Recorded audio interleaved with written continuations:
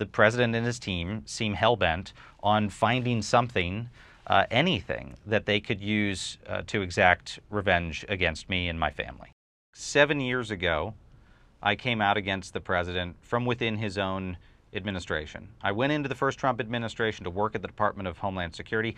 I had gone into government after 9/11 to serve my country. I'm a lifelong Republican. But when I got into that administration, not only did I not like what I saw, I was very alarmed by what I saw, because on a regular basis, the president's every move was erratic. And so I published an opinion piece in the New York Times from within the administration, first anonymously, expressing how volatile it was in the administration and that the president's own cabinet members felt like he was unfit for office. And eventually I came forward, I quit the administration and unmasked myself, because I felt like it was important to own those words in my own name.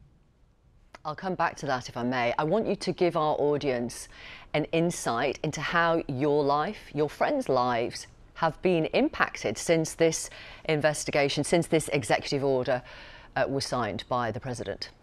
Well, Victoria, that's why I'm here with you guys tonight. And a lot of folks had advised me not to, right? To just lay low and hope that it blows over.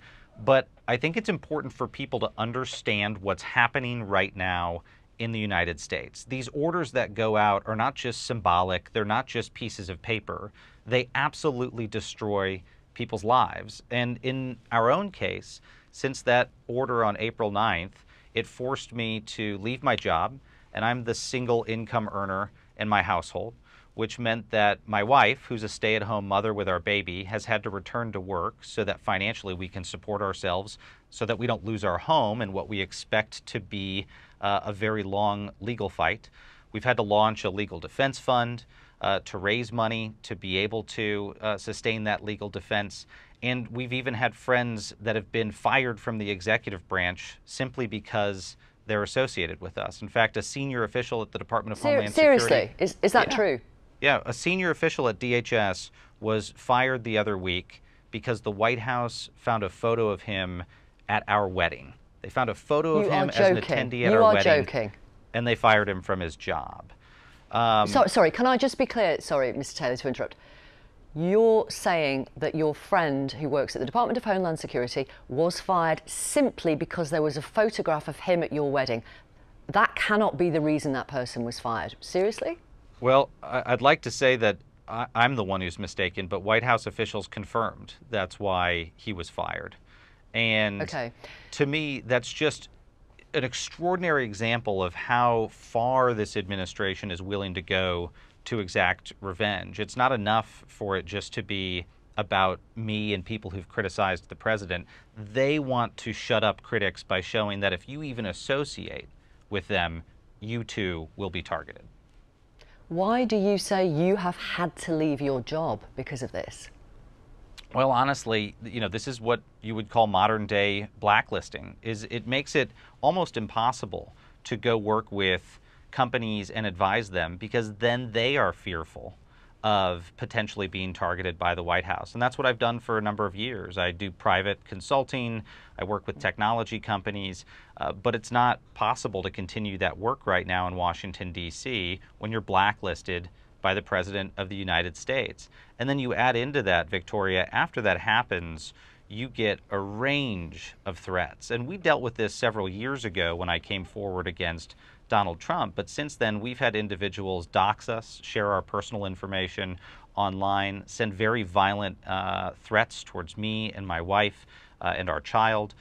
We've had family members who are so fearful of the threats that they too have distanced themselves from us because our own family members are concerned that they will be in the crosshairs. And just the other day, my wife and I were advised to sit down and update our last will and testament to name a guardian for our daughter in case the worst happens. That's correct. Yeah, we went... Okay, so just so I'm clear, in case the worst happens, what are you saying? Well, I mean, security folks that I've talked to have, reviewed some of the threats that we faced, and, the worry is that some of these individuals who've been sharing our information online are trying to get people to show up at our home, trying to get people to show up where we are, and God forbid, that results in an act of violence. And so we were told that the safe move would be, we need to name a guardian for our daughter in case that happens. And I mean, keep in mind, Victoria, nothing's really happened yet except the executive order. The president hasn't announced charges against me. This is the aftermath of just him signing his name to a piece of paper that says I'm a traitor and that says I'm to be investigated by his administration. It has completely detonated our lives. And is it true that people you went to school with are being contacted? We've received indications that all the way back to people I went to high school with are being reached out to for interviews. We don't know about what. We don't know what the investigators are looking into. And that's what's extraordinary about this to me and my wife and my family is, normally in the United States, if you're being investigated for a crime, you know what that crime is. But in this case, we don't. And as the Wall Street Journal called it here in the States, it is very much a fishing expedition. The president and his team seem hell-bent on finding something, anything that they could use to exact revenge against me and my family. Well, let me look at the wording of the executive order and quote from it. And this may give our audience a clue as to why President Trump has signed this thing. The key points allege that you, quote, illegally published classified conversations to sell your book. You disclosed sensitive information obtained through unauthorized methods, possibly violating the Espionage Act. Is any of that untrue? The entire thing is untrue. In the United States, you don't need a permission slip to criticize the President of the United States. And the opinion piece I wrote, the book I wrote, have been out there for 7 years and 5 years respectively. And they are not sensitive disclosures of information. They are critiques of the President of the United States. And now, well, let me just president... for our audience, I'm so sorry to interrupt, Ms. Taylor, but for our audience, the kind of things you wrote in your book, which was a New York Times bestseller, were things like President Trump in his first term was too distracted to pay attention to intelligence briefings. Donald Trump refused internal recommendations to punish Moscow for interference in US affairs. Donald Trump wanted to swap Puerto Rico for Greenland because it was dirty and the people were poor. Donald Trump tried to block emergency aid for California wildfire victims because it was a democratic state. That's the sort of stuff which he wrote, and which Donald Trump himself has said might mean you could be guilty of treason. Now, in US federal law, that's defined as a betrayal of one's country. How do you plead? Well, I'll tell you, Victoria, it's also a crime in the United States that's punishable by death. But I would go back to this and say that in this country, criticism is not classified, but the President of the United States, Donald Trump, believes that dissent is subversive. And in fact, ever since I published that first opinion piece, his immediate reaction was to tweet out a 7-letter response in all capital letters, treason, ? So before he had even read what I'd said, he had already decided that I'd committed an act of treason. The Secretary of Homeland Security, according to this executive order, shall prepare a report with recommendations for appropriate remedial or preventative actions to be taken to protect America's interests. Now, you've already told me that one of your worst fears could potentially be someone, I mean, essentially you assassinating you. Is that what you meant, just so I'm clear? Well, look, it's a really, really volatile moment in the United States, and I'll give you a data point, Victoria, on why I have this concern, because my previous job had been as Chief of Staff at the Department of Homeland Security, and so I was tracking this data very closely.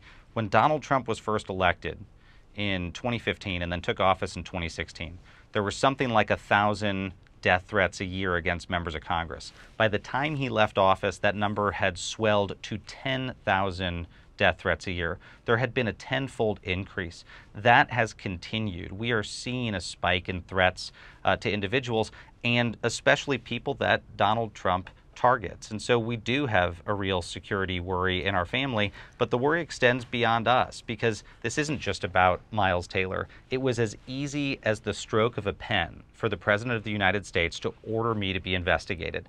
There's no telling how far that can go. He could do this to dozens or hundreds of Americans who cross him in the wrong way, and that's why we think it's very important to draw a legal line now. Do you regret that anonymous op-ed in the New York Times? Do you regret writing your book, which you did anonymously? And do you regret ultimately outing yourself? It was you who revealed that you were the whistleblower. I would do it all again. I think the only thing that I would Really? change, Victoria, is I would do it even sooner, because in my mind, there was no reason to wait. I think it was evident from the first year Trump was in office who he was. How many death threats have you and your family received? I'm not sure that we've statistically quantified them, but enough serious threats that we've had to undertake major security improvements at our property. And look, at one point, after I came forward against Donald Trump, I was relocated to a safe house in Northern Virginia under armed guard with a pistol on my bedside. I mean, that's how serious it got at one point. And some of those same threat actors have reemerged amidst this. Okay. Do you also fear jail?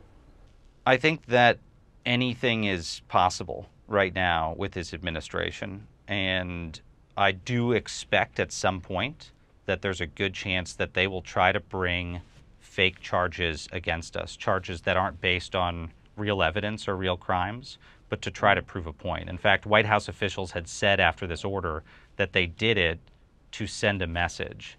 And it was very clear what they meant by that, send a message to people who would dare to criticize the president, whether inside the administration or outside. Miles Taylor, thank you very much for talking to Newsnight and to our audience. Thank you. Thanks, Victoria.